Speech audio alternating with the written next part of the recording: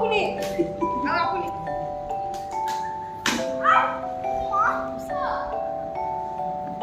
খালি নাইকিয়া হৈ যাওঁ এইটো বনাবলৈ বৰ টান হেনো